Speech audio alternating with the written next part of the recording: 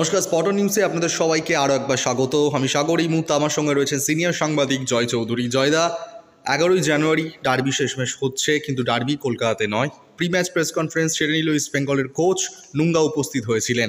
পরিষ্কার কোচ জানালেন আমরা কিন্তু পিছিয়ে নেই। বিশদে যদি তুমি একটু বলো যে কোচ অস্কার ব্রুজো আর কি জানালেন, কতটা কনফিডেন্ট এই ডার্বি নিয়ে? গত সোমবার থেকে শহরের বিশিষ্ট প্রাক্তন খেলোয়াড়দের সাথে আমরা কথা বলেছি। একজন প্রাক্তন খেলোয়াড়ও এই ম্যাচে ইস্ট বেঙ্গলকে এগিয়ে রাখেননি বা বলেননি ম্যাচ 50-50। রহিম নবী বলেছে ডেস পারফরম্যান্স, এছাড়া কেউ কিছু বলেনি। এই ব্যাপারেই আমি প্রশ্ন করেছিলাম অস্কার ব্রুজোকে, কিন্তু অস্কার ব্রুজো স্পষ্ট জানিয়ে দিয়েছেন আমরা আন্ডারডগ নই। এই ম্যাচ সম্পূর্ণ অন্য, এটা ইমোশনের ম্যাচ। আমাদের দায়বদ্ধতা আছে ক্লাবের প্রতি, ইনভেস্টরের প্রতি, সমর্থকদের প্রতি। আমাদের কাজটা খুব শক্ত। আমাদের 5 থেকে 7 জন খেলোয়াড় ফিট নন। আমি চেষ্টা করছি তাদের ফিট করে তোলার। অন্তত জোনা চারেককে আমি ফিট করে তুলতে চাইছি। আমি এটা কোনো অজুহাত দিচ্ছি না।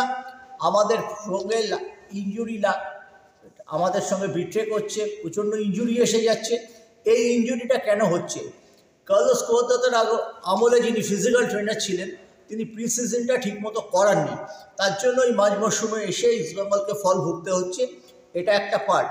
কিন্তু আমরা দেখেছি যে এই যে নতুন জামানায়, অস্কারের জামানায় ইস্টবেঙ্গল একটা সময় 5টা ম্যাচের মধ্যে 4টে ম্যাচ জিতলো, কাঙ্ক্ষিত একটা ছন্দ পেলাম।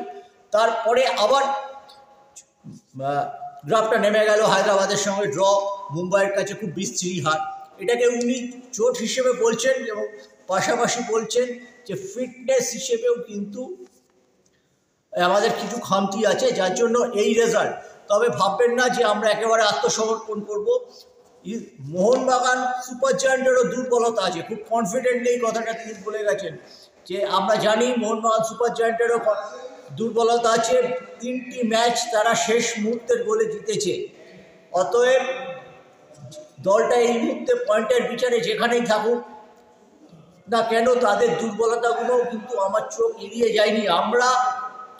আমাদের ওরা আটকাবে, আমরা ওদের নিয়ে ভাবছি না।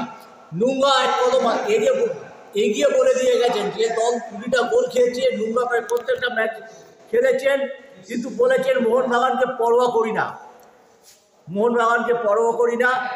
ওরা আমাদের নিয়ে ভাববে, আমরা ওদের নিয়ে ভাববো না। সৌভিক চক্রবর্তী 3টি হলুদ কার্ড দেখেছেন, তিনি এই ম্যাচে খেলতে পারবেন। তিনি 4টি না 3টি হলুদ কার্ড দেখেছেন। তার চোট ছিল, তিনি 90% সুস্থ, তার খেলার চান্স 90%। আনোয়ার আলীর ক্ষেত্রে অস্কার ব্রুজো যেটা বলে গেছেন প্রেস কনফারেন্সের পরে, ক্যামেরা বন্ধ হয়ে যাওয়ার পর, তার খেলা 70% তিনি নিশ্চিত, 30% অনিশ্চিত। এখন প্র্যাকটিস চলছে, আছে একটা সেশন, সেই সেশনে তিনি দেখে নেবেন কোচকে। আমরা দেখতে পাচ্ছি প্রভাত লাকড়া হ্যামস্ট্রিং ইনজুরি হয়েছিল, আমরা বেরিয়ে যেতে দেখেছিলাম, কিন্তু প্রভাত লাকড়া আগামীকালের ম্যাচে রয়েছেন। প্রভাত লাকড়া শনিবারের ম্যাচে আছেন। প্রভাত লাকড়াকে পাচ্ছে, রাকিবও ফিট হয়ে গেছে, কিন্তু সল ক্রেসপো একেবারে নেই। সেটা আমরা আগে থেকেই বলছিলাম। তিনি যোগ দিয়েছেন অনুশীলনে, দলের সাথে রিহ্যাব করছেন, সাইড লাইনের ধারে রিহ্যাব করছেন। সল ক্রেসপোরও কোনো চান্স নেই এই ম্যাচে খেলা। এর পাশাপাশি অস্কার ব্রুজো যেটা বলে গেছে, তাদের কোনো ডেঞ্জার প্লেয়ার নেই। তিনি গোটা দলটাকে সমীহ করছেন। তাদের যে আমি এমনভাবে প্ল্যান তিনি করছেন যাতে লিস্টন মনবিরের দৌড়কে তিনি আটকাতে পারেন। তিনি নুঙ্গাকে সেই জন্য নিয়ে এসেছিলেন। মনবিরের বিরুদ্ধে নুঙ্গাকেই খেলতে হবে।